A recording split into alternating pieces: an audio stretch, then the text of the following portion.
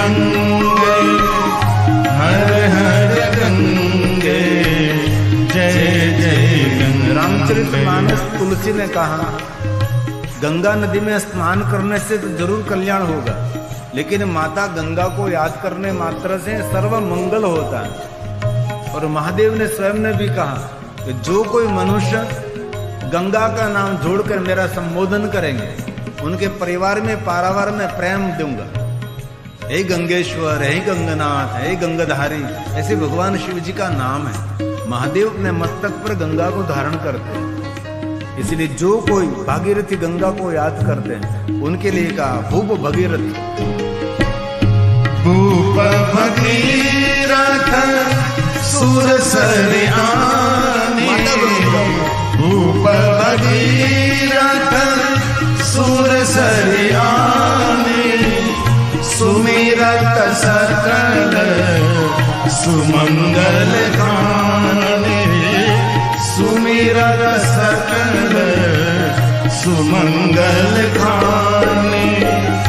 हर हर गंगे, जय जय गंगे, हर हर गंगे, जय जय गंगे। नमामि गंगे, जय जय गंगे, नमामि गंगे, जय जय गंगे।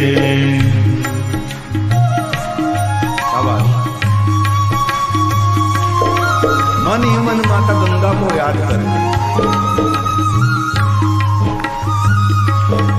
गंगा जी का स्मरण करने मात्र से, माता गंगा को याद करने मात्र से वचन दिया गया सुमंगला, सर्व मंगल करने वाली माता गंगा। हमारे सबके घर में गंगा जी रहते हैं, और कोई दुनिया छोड़कर जा रहा उसके मुख में अंत में गंगा रहती है।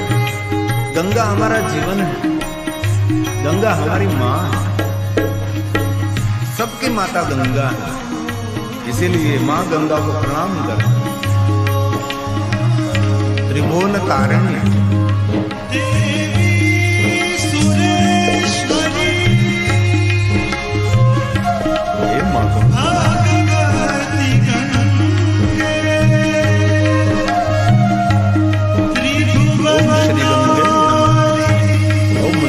नमः,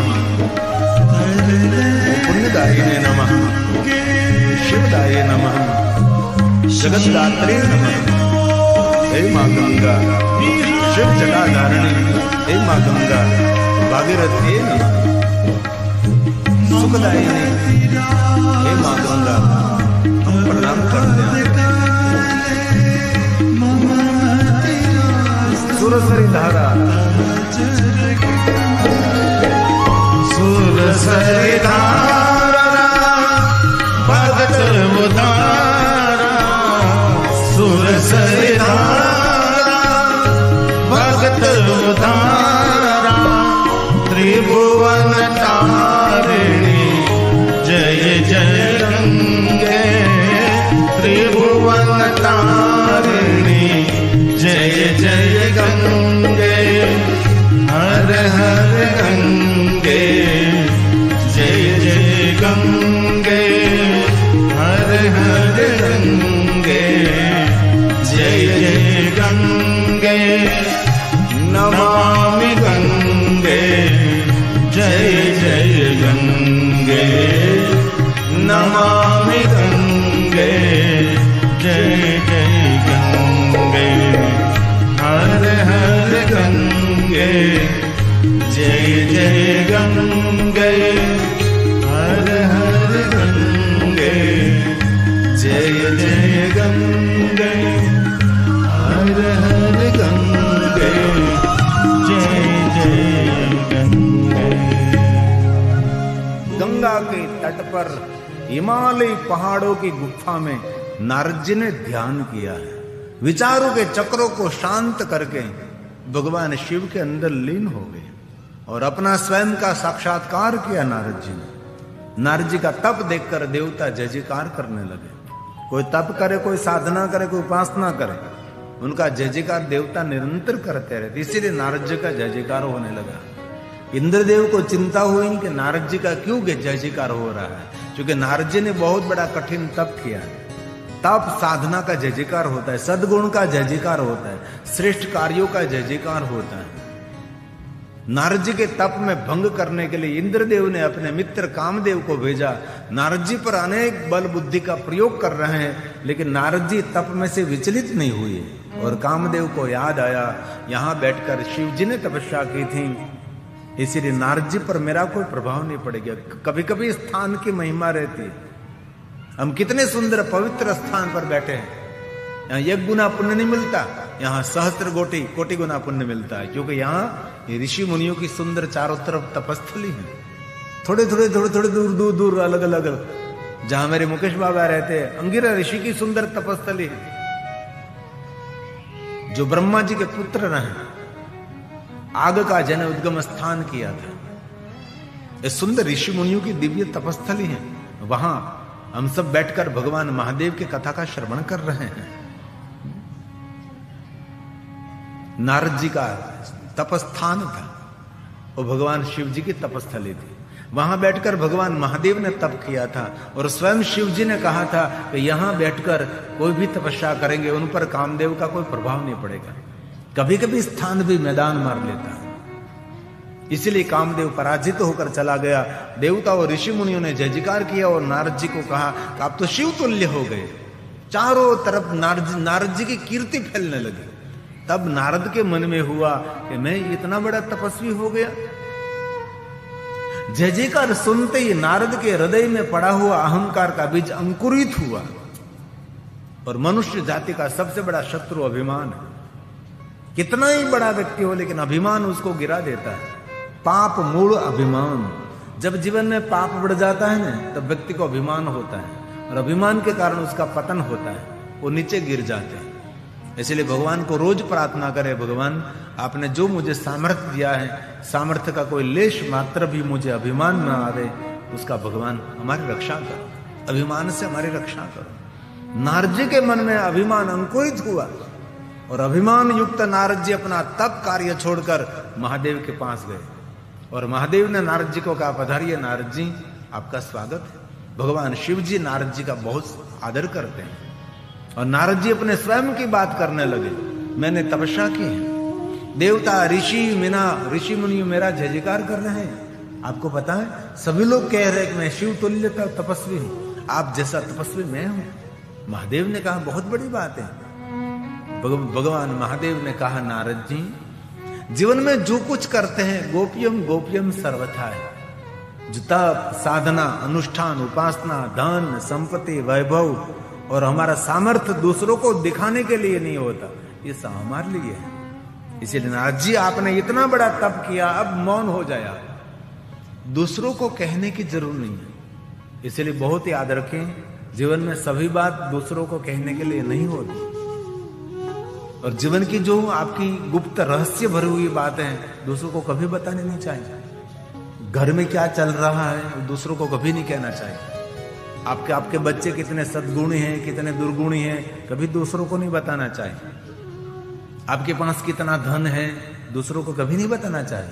आप जो व्यवसाय कर रहे हैं, जो बिजनेस कर रहे हैं, उनका मूल कहाँ है, उसको दूसरों को कभी नहीं देना चाहिए। गोप्यम गोप्यम सर्वथा। जो पुण्य करते, जो दान करते, जो सेवा करते, जब तब साधना, अनुष्ठान, उपासना करते हैं, आपके पास जो कुछ है दूसरों को दिखाने के लिए नहीं होता। और संपत्ति का दिखावा कभी नहीं करना चाहिए, सामर्थ्य का दिखावा कभी नहीं करना चाहिए। ज्यादा से ज्यादा मौन रहिए नारद जी। गोप्यम गोप्यम।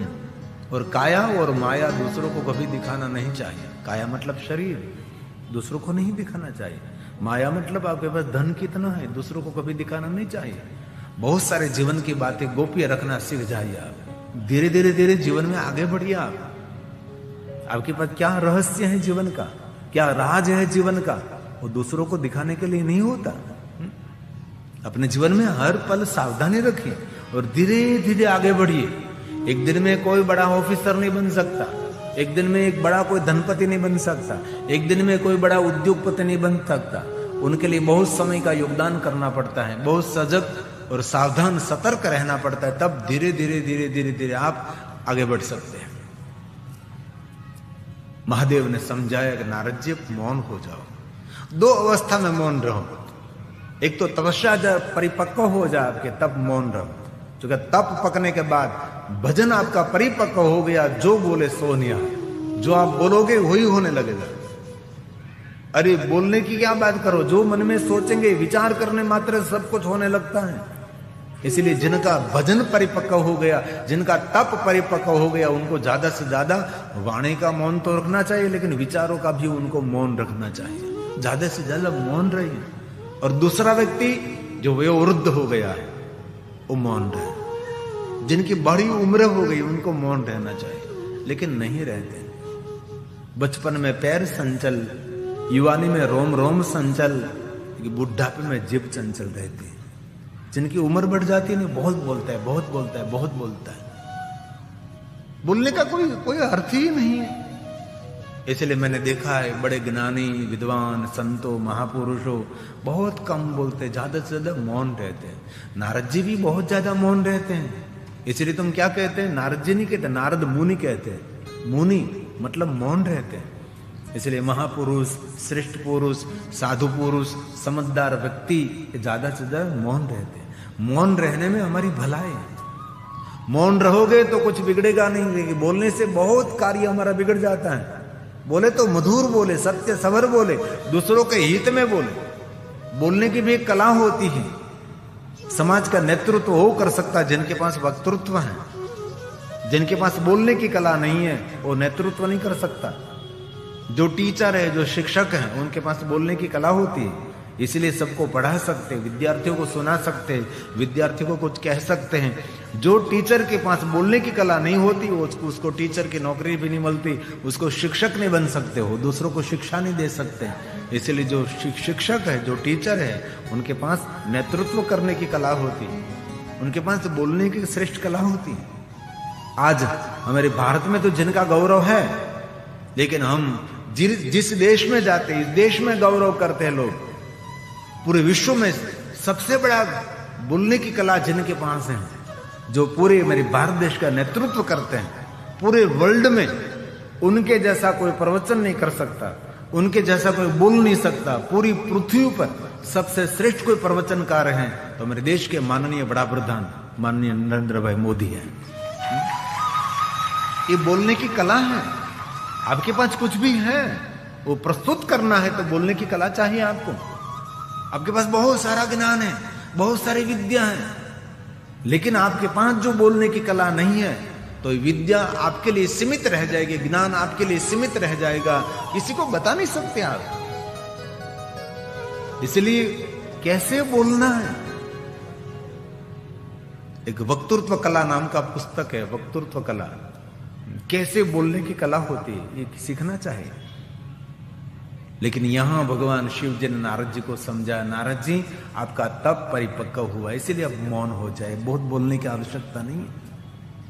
और आपके सामने आपकी कोई प्रशंसा करे तो अभी आप मौन रहो, तो आपको सुर में सुर मिलाने की कोई जरूरत नहीं है।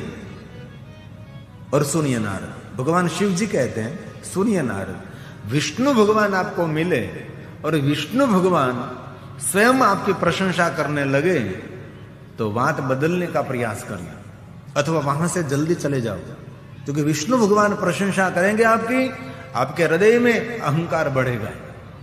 हमारी कोई निंदा करे तो इनमें हमारा कुछ भी खराब नहीं होता, लेकिन कोई प्रशंसा करेंगे तो हृदय में अभिमान अंकुरित होता है।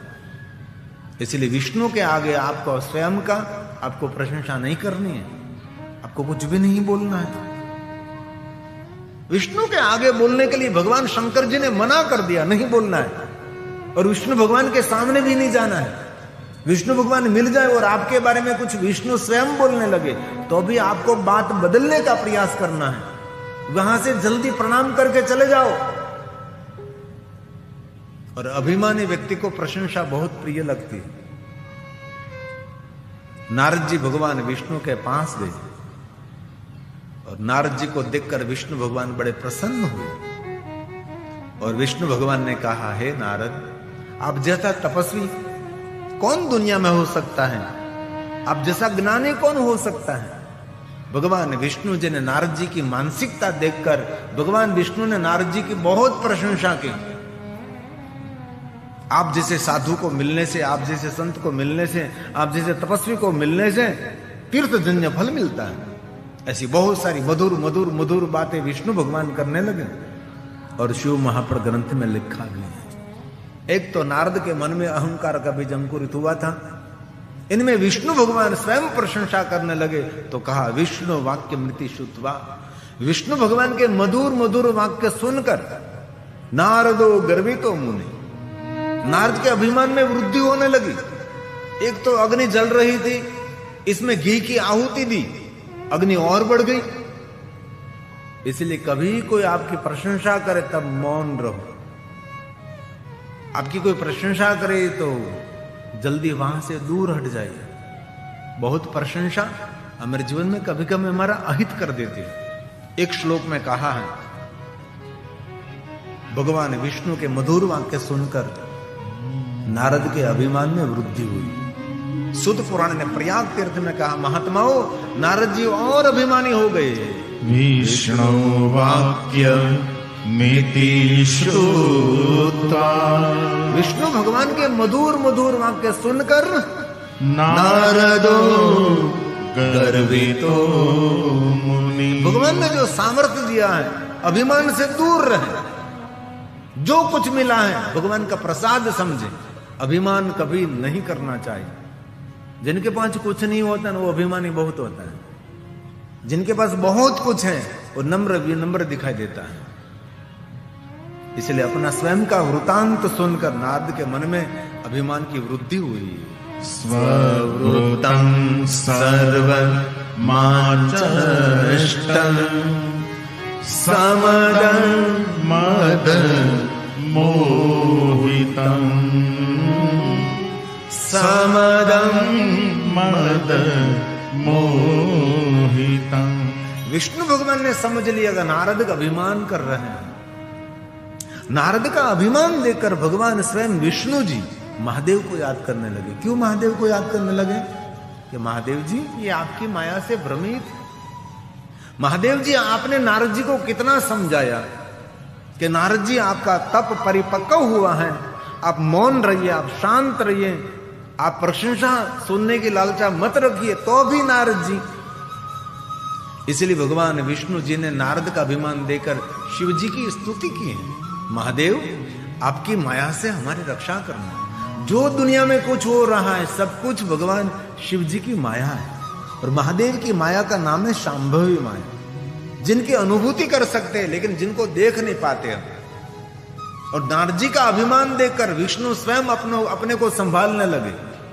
दूसरों की गलती देखकर अपनी गलती जो सुधार लेता है जीवन में बहुत आगे निकल सकता है। और जो कोई कहता है कि मैंने जीवन में कोई गलती की है नहीं, ऐसा कोई बोलता है कि मैंने कभी कोई जीवन में गलती नहीं की, तो समझ लेना चाहिए उसने कुछ काम भी नहीं किया होगा। जो काम करते उसकी छोटी मोटी गलती रहती है, जो काम करते उसकी छोटी मोटी भूल रहती है। अपनी भूल का स्वीकार करना, अपने गलती का स्वीकार करना वो बुद्धिमत्ता का विषय है। और दूसरों की गलती देखकर अपनी गलती को सुधार लेना वो बहुत बड़ी बुद्धिमत्ता है। हर मनुष्य के जीवन में गलती होती, कुछ न कुछ तो भूल हो ही जाती है, लेकिन उनको सुधारने का प्रयास करें। इसलिए भगवान विष्णु ने कहा कि महादेव जी आपकी माया बहुत प्रबल है, किसी को छोड़ती नहीं। नारद जी इतने बड़े तपस्वी है तो भी महादेव आपकी माया ने उसको पकड़ लिया। इसलिए महादेव जी आपकी माया से हमारी रक्षा करो। ये सुंदर स्तुति विष्णु भगवान ने महादेव की है। महादेव को याद किया है। देव देव महादेव, देव देव महादेव। एक एक श्लोक महादेव की वंदना है, एक एक श्लोक पुण्य देता है। मैं सभी श्लोक नहीं गा रहा हूं, क्योंकि श्लोक जो गाता रहो तो बात समझ में ना आवे। हम देहाती लोग, ग्रामीण लोग हैं, इसलिए बहुत कुछ कम गाने का प्रयास करता हूं। ज्यादातर मैं कथा कहने का प्रयास करता हूं, लेकिन कोई कोई श्लोक हैं जो बात को पूरक है, वो तो गाना पड़ता है। ये विष्णु भगवान के मुख से निकले हुए शब्द हैं, ये भगवान शिव की सुंदर स्तुति है। देव देव महादेव प्रसीद परमेश्वर। पूरे जगत के रचयिता महादेव आप हैं। धन्यस्तवं शिव धन्या ते माया सर्व विमोहितः ते माया सर्व विमोहितः। महादेव आपकी माया सबको मोहित कर लेती है। अभिमान करते करते अभिमान युक्त नारद जी भगवान विष्णु को प्रणाम करते वहां से चलने लगे। मार्ग में जा रहे थे, भगवान शिव जी ने सुंदर माया की रचना की। एक नगर में प्रवेश किया। इस नगर का नाम था माया निर्मित नगर। इस नगर का राजा था शिलनिधि। उसकी पुत्री थी विश्व मोहिनी। पूरे विश्व को मोहित कर सकती है, लेकिन जो शीलवान है उनसे वो दूर रहती है। नारद जी वहां गए तो विश्व मोहिनी के मोह में पड़ गए और नारद जी ने मन में सोचा कि उसके साथ में विवाह करूं। हस्तरेखा देखी, इसमें लिखा था कि विष्णु भगवान ही उसका पानी ग्रहण करेंगे, तो मैं क्या करूं, मैं विष्णु जैसा बन जाऊं तो ये सुंदर कन्या मुझे मिलेगी। इसीलिए नारद जी विष्णु भगवान के पास गए। विष्णु भगवान के पास रूप मांग लिया और विश्व मोहिनी के साथ विवाह करने के लिए गए। लेकिन वहां विश्व मोहिनी के साथ विवाह करने के लिए बहुत सारे राजा महाराज आए थे। वहां विष्णु भगवान की उपस्थित थे। विश्व मोहिनी ने पुष्पों की माला, जो स्वयंवर की माला थी, भगवान विष्णु को अर्पण की और विष्णु भगवान उनको लेकर चले गए। नारद जी नाराज हो गए और पास में बैठे हुए शिवगणों ने कहा कि नारद जी आप भगवान की माया से मोहित हैं। देखो नारद जी, आपका मुख जरा देखो, आपका मुख कितना सुंदर है। ये महादेव के गण बोले, हे नारद मुनि त्वम ही। भगवान शिव के पास नारद जी गए थे तो महादेव ने कहा, हे तात, हे नारद, मैं आपका स्वागत करता हूं। भगवान विष्णु के पास नारद जी गए तो विष्णु भगवान कहा, हे तात, हे नारद। तात शब्द का अर्थ है पिता तुल्य, सदगुरु तुल्य, मूर्धन्य प्रणाम करने का व्यक्तित्व, प्रातःकाल याद करने जैसा व्यक्तित्व, उनको तात कहा जाता है। लेकिन यहां महादेव के गणों ने कुछ भी नहीं किया। हे नारद, जरा आपका चेहरा देखो, क्योंकि नारद जी गिर गए हैं। दूसरों की दृष्टि से गिरना कभी खड़े हो सकते हैं, लेकिन अपनी दृष्टि से गिर जाना वो कभी जीवन पर खड़े नहीं हो सकते। इसीलिए मेरी नजरों से गिरना बहुत कठिन है। इनमें से कभी कोई व्यक्ति बाहर नहीं निकल सकता। इसीलिए शिव गणों ने कहा कि हे नारद, आपका मुख देखो। एक श्लोक महादेव के गण बोले, हे नारद मुने त्वं हि अभिमान से मुक्त रहो, वृथा मद मोहित। क्यों मद करते, क्यों अभिमान करे। यहाँ रोज के लिए कोई रहने वाला नहीं है। हम सभी जानते हैं कितने लोग आए और कितने लोग गए। कितने राजा महाराजा सोने की अंबाड़ी पर बैठते थे, आंखी पर बैठते थे, कितने जाहो जलाले थे, कुछ भी दिखाई नहीं दे रहा है। सब लोग चले गए, सब लोग चले गए। यहाँ कोई नहीं रहता परमानेंट। इसलिए जीवन बहुत छोटा है। जीवन को गहराई से समझने का और गहराई से देखने का प्रयास करें। अभिमान युक्त जीवन जीने की कोई जरूरत नहीं है। एकदम सरल, नम्र, विनम्र रहो, लोकप्रियता मिलेगी। घर परिवार में, जीवन में शांति की अनुभूति होगी। और शिवगणों ने कहा, आपका मुख बांदर जैसा है। ऐसा कह दिया। इसी समय नारद जी को क्रोध आया।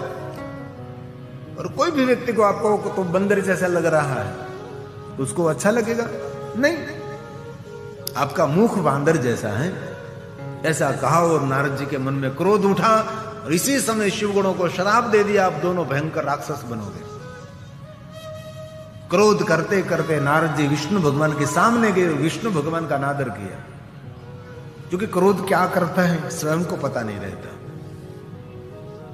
विष्णु भगवान को कह दिया, आप नारायण में से नर बनेंगे, नारियों का दुख भोगना पड़ेगा, आपको खुले पैर जंगल की, वन की यात्रा करनी पड़ेगी। और सुनो, आपको कोई मदद नहीं करेंगे। मेरा मुख बांदर जैसा बनाया है, इसीलिए जंगल में आपके सहायक सभी वांदर रहेंगे। और हम सभी जानते हैं भगवान विष्णु का जन्म, भगवान विष्णु का प्रागट्य प्रभु श्री राम के रूप में हुआ था। ये नारद जी ने कहा था। और यहां भगवान श्री राम जी की कथा थोड़ी सी कही है। और नारद जी भगवान विष्णु का अनादर करते हुए भगवान विष्णु को इतने सुंदर शब्द सुना दिए जो हम तो सुन ही नहीं सकते, इतने शब्द सुना दिया। और नारद जी का क्रोध शांत हो गया। इसी समय शिवगण वहां पहुंच गए कि नारद जी आपने हम दोनों को श्राप दिया कि हम राक्षस बनेंगे, हम तो महादेव जी के गण हैं, हम तो शिव के साथ रहने वाले हैं, हमने तो आपका परिचय कराया था कि नारद जी आपका मुख जैसा वांदर जैसा है और आपने हमको श्राप दे दिया, आपके श्राप को मिथ्या करें। तब नारद जी ने कहा कि मेरे मुख में से जो शब्द निकलता है वो सत्य रहेगा, आप दोनों राक्षस तो बनेंगे, दुनिया के सभी दुर्गुण आप में रहेंगे, आपका नाम रावण और कुंभकर्ण रहेगा, लेकिन आपको मैं एक वचन देता हूं, आप में दुनिया के सभी दुर्गुण रहेंगे, लेकिन आपके हृदय में महादेव की भक्ति अविचल रहेगी। और भगवान विष्णु जी नारायण में से नर रूप में प्रकट हो गए, उसका नाम रहेगा प्रभु श्री राम। राम के द्वारा आप दोनों का कल्याण होगा। मृत्यु शब्द का प्रयोग नहीं किया, कल्याण। भगवान के द्वारा जिनका अंत होगा उनका कभी कल्याण नहीं होता, उनकी कभी मृत्यु नहीं होगी, कल्याण होगा, आपका सुख होगा। इसलिए शिव महापड़ ग्रंथ में पहले प्रभु राम की कथा है, रावण कुंभकर्ण की कथा है, सुंदर रामचरितमानस की कथा थोड़ी सी दी है, लेकिन हम सबको राम कथा नहीं कहने, यहाँ महादेव की कथा कहने। इसलिए नारद जी का क्रोध शांत हो गया।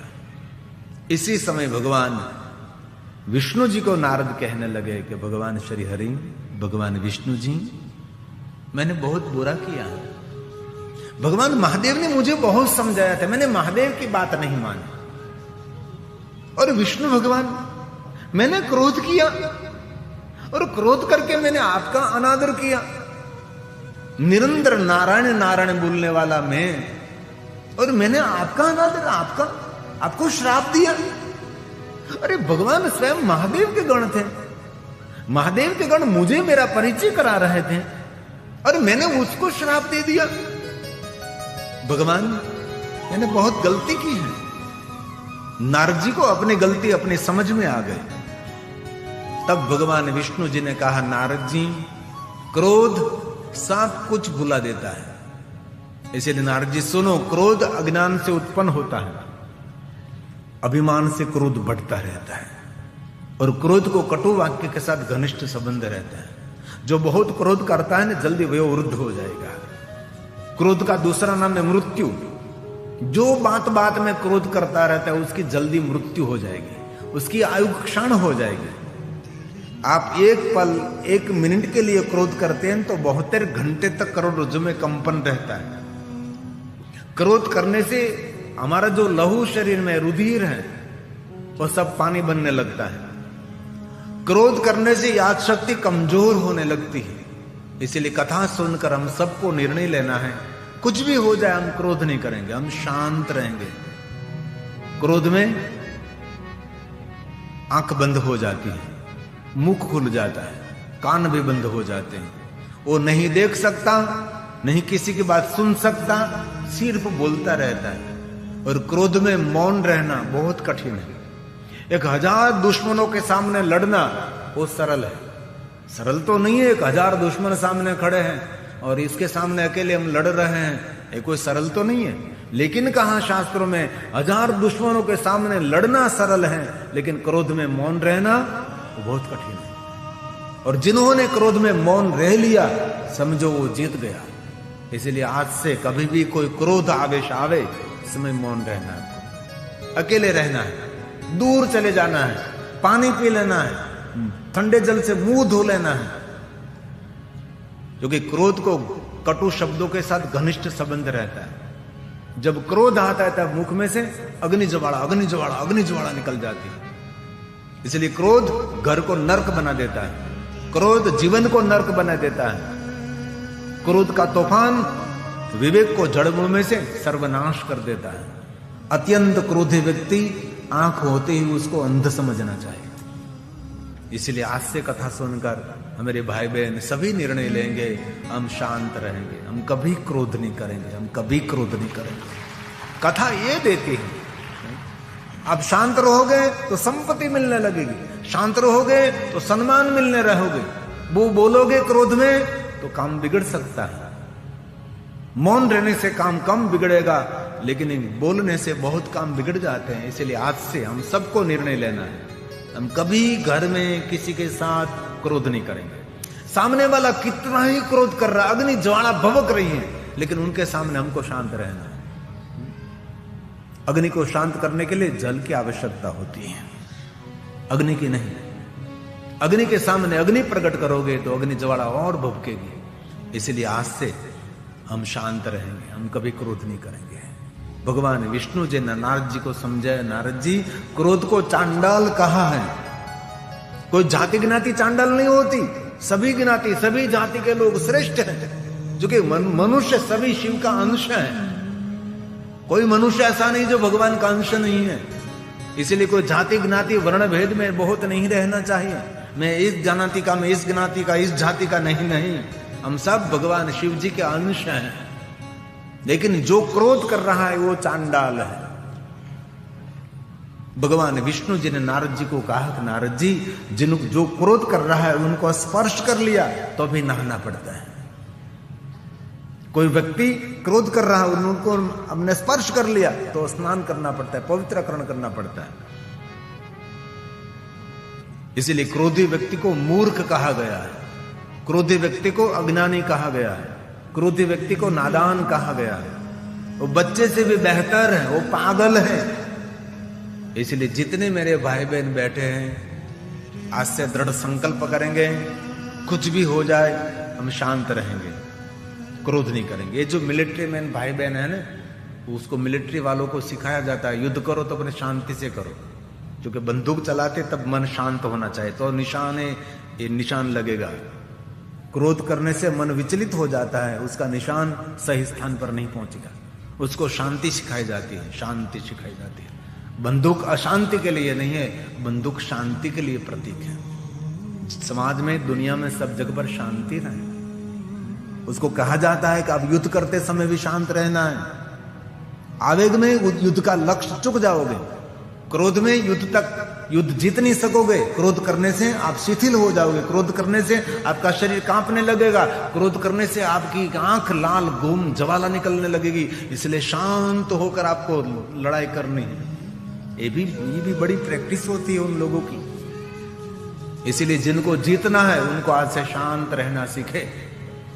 भगवान विष्णु जी ने नारद जी को कहा कि नारद जी, आपने क्रोध करके श्राप दिया और दूसरों को श्राप देने से पुण्य का क्षय हो जाता है। इसलिए कभी दूसरों को श्राप नहीं देना चाहिए। हम ऋषि मुनि कभी किसी को श्राप देते थे ना, तो श्राप देने के बाद पहाड़ों में तपस्या करने के लिए चले जाते थे। क्यों चले जाते थे? क्योंकि दूसरों को श्राप देने से पुण्य का क्षय हो जाता है।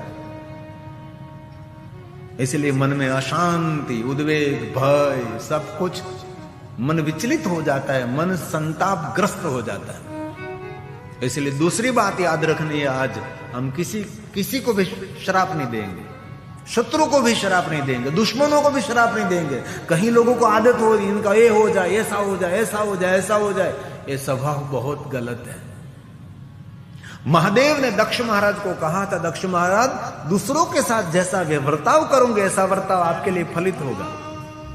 दूसरों के लिए शुभ भाव प्रकट करोगे तो आपका शुभ होगा। दूसरों के प्रति सुख का भाव करोगे तो आपको सुख मिलेगा। इसलिए आज से दृढ़ संकल्प करना है, शत्रु और दुश्मनों के प्रति भी हमारा दुर्व्यवहार नहीं होना चाहिए, दुश्मनों के प्रति भी हमारा मंगल भाव होना चाहिए। हमारे ऋषि मुनियों ने सूत्र दिया, सर्वे भवन्तु, सबको सुख मिले, सबको शांति मिले, सबको आरोग्य मिले, ऐसा भाव प्रकट किया। सबको सुख मिले, सबको शांति मिले, सबको आरोग्य मिले। संतु निराभया सर्वे भद्राणि पश्यन्तु। दूसरों के सुख का जितना भाव करोगे इतना आपको सुख मिलेगा। माँ कश्चित् दूसरे के आरोग्य के लिए कामना करो, आपको आरोग्य मिलेगा। दूसरों के प्रति शुभ और मंगल और कल्याणकारी भाव प्रकट करो, इतना आपका कल्याण होगा। जो जगत में आप देते हैं वही आपको मिलने वाला है। सर्वे भद्राणि पश्यन्तु, जिनकी भद्र भावना है, जिनकी श्रेष्ठ भावना है, उनको सब कुछ मिलता है। सर्वेषां स्वस्तिर्भवतु, सबका मंगल हो, सर्वेषां सबको शांति मङ्गलं भवतु, सबको सुख मिले, सबका मंगल हो। पूर्णं भवतु, सर्वेषां शान्तिर्भवतु। इसलिए भगवान विष्णु जी ने नारद जी को कहा, नारद जी कभी दूसरों को श्राप नहीं देना चाहिए। आज से किसी में आदत है दूसरों को श्राप देने की, तो ये भी भूल जाइए, कभी दूसरों को श्राप नहीं देना है। थोड़ा सा दुख सहन कर लीजिए, थोड़ा सा पीछे हट जाइए, थोड़ा सा एक कदम पीछे चलिए, लेकिन कभी दूसरों को श्राप नहीं देना। भगवान विष्णु जी ने मना कर दिया कि नारद जी दूसरों को श्राप देने से उनका तो अहित होगा, लेकिन हमारा उनसे हजारों गुना अहित हो जाएगा। तब नारद जी ने कहा, भगवान मेरे हृदय में अभी संताप होने लगा, उद्वेग होने लगा है। भगवान विष्णु जी ने कहा, नारद दूसरों को श्राप देने से पुण्य जलकर भस्म हो जाता है। पुण्य हमारा खाली होने के बाद हृदय में संताप, उद्वेग, भय मिलता है। दूसरों के लिए मंगल कामना करो तो आनंद मिलेगा, दूसरों के प्रति अमंगल भाव करोगे तो आनंद नहीं मिलेगा, शोक मिलेगा, तिरस्कार मिलेगा, अंदर से चिंता, उद्वेग, डिस्टर्ब हो जाओगे, विचलित हो जाओगे। आज नारद जी विचलित हो गए। नारद जी ने कहा, भगवान विष्णु मुझे अंदर से बहुत संताप हो, अंदर से भय हो रहा, अंदर से उद्वेग हो रहा, क्योंकि पुण्य खाली हो गए। नारद के पास जो तप बल था, तप बल कैसे खाली हुआ? श्राप देने से। तप कैसे खत्म हुआ? अब अभिमान करने से। तप कैसे नष्ट हुआ? क्रोध करने से। इसलिए हमारा पुण्य क्षय हो जाएगा क्रोध करने से, पुण्य का क्षय हो जाएगा दूसरों को श्राप देने से, पुण्य का क्षय होगा अभिमान करने से। ये पुण्य को खा जाते हैं। भगवान विष्णु को पूछने लगे, भगवान मुझे कुछ मार्गदर्शन करें, अब मुझे शांति कहां से मिलेगी? मैं शांति की खोज में जाऊंगा। कितना मैं शांत था, कितना मैं आनंदित था, कितना मैं उत्साही था, आज मैं क्यों ऐसे निरुत्साही हो गया? कैसे मैं अशांत हो गया? भगवान विष्णु मुझे कुछ मार्गदर्शन करो, अब मैं क्या करूं? तब भगवान विष्णु जी नारद जी को मार्गदर्शन करने लगे। नारद जी, सर्वश्रुति श्रुतम शैवम मंत्र जपक षडक्षरम।